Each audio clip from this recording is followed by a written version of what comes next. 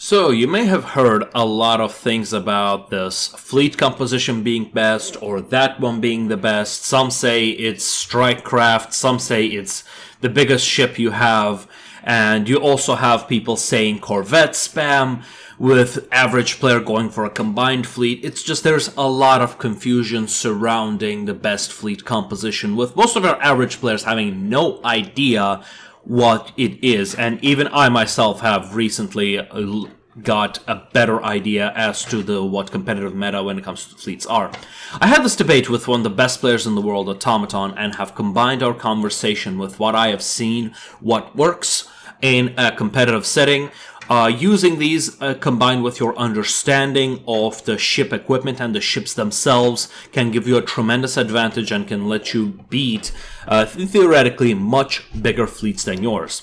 But let's get back to business. There are three main builds, with the third one being a general spectrum in between, a bit of a mid-range build, so to speak. Also, a special case with a fourth one that is a variation on the first one that is used very rarely, which I will explain why, but if you can get it to work, you will be very, and I mean very, hard to stop. Before we begin, there is one thing I'd like you to know. The meta is very much rock, paper, scissors, and these fleet compositions I will talk about counter each other. So if you see one, you can always change your composition and come back to fight the other, and you will have a tremendous advantage. You know, of course, the raw firepower of one might be able to offset the fact that they are being heavily countered. So things are a little fuzzy. There's still a bit of RNG, but this in general shows you the rock, paper, scissors when it comes to meta.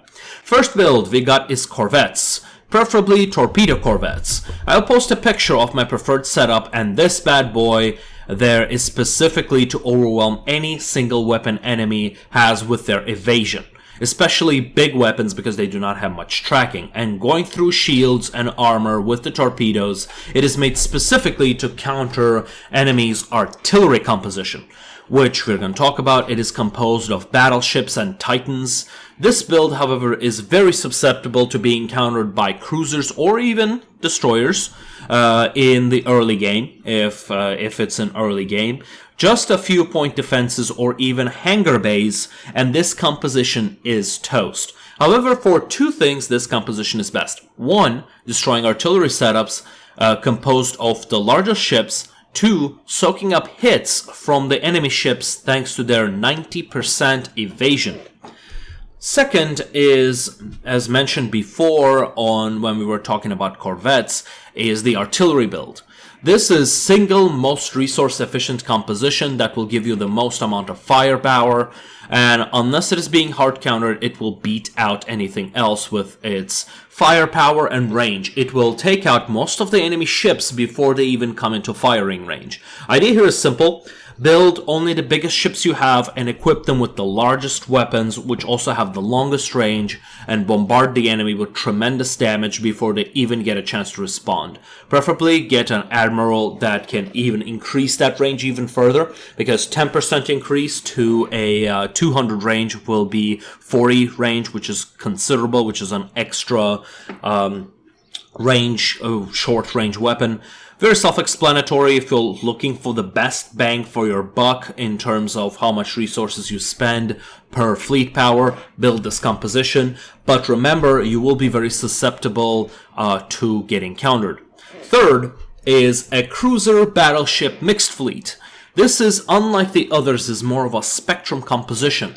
How many cruisers you have compared to how many battleships is the question. It depends on your enemy. You can increase the number of cruisers in this composition based on how many corvettes you intend to fight. Yes, the idea is that the cruisers are going to be countering the corvettes. Generally, if you intend to fight a corvette heavy fleet, then I recommend some medium slot weapons and even hangar bays if you're dealing with pure corvette builds or with corvette heavy builds.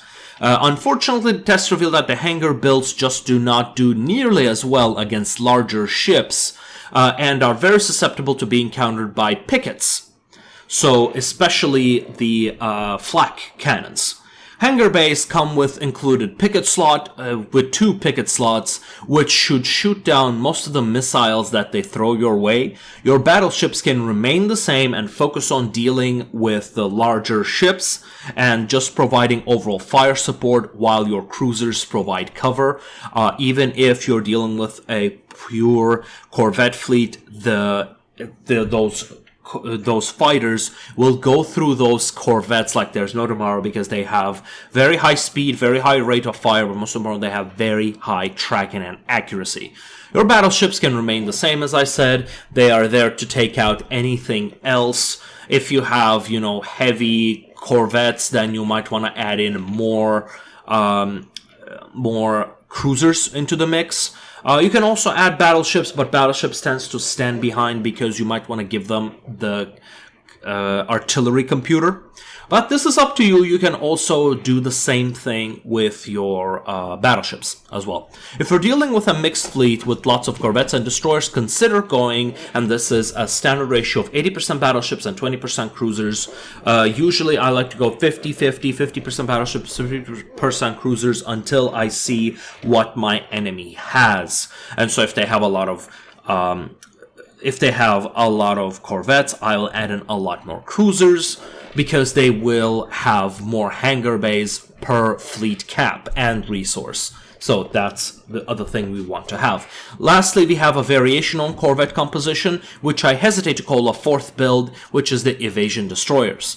These can only be achieved if you have gone with Psionic Ascension and have psionic upgrades on your ships. The reason you will not often see these is because economy-wise, Psionic Ascension is currently the weakest ascension of them all. It does not get, as far as I know, any bonuses to population growth, and with the economy being very much population-based, this puts them at a big disadvantage. And this was my analysis of the current fleet composition meta in Stellaris. Let me know what you think in the comments, and I will see you next time.